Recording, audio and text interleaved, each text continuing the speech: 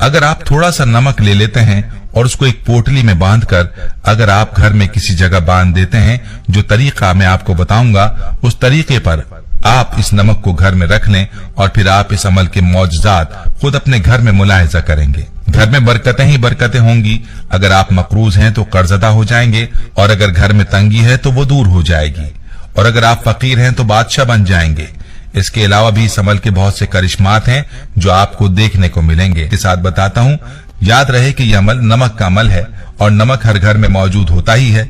इस अमल को आपने पाक हालत में बावुजू होकर करना है। आप किसी बर्तन में एक मुट्ठी के करीब या थोड़ा सा कम नमक ले लीजिए और उसे अपने सामने रख लीजिए।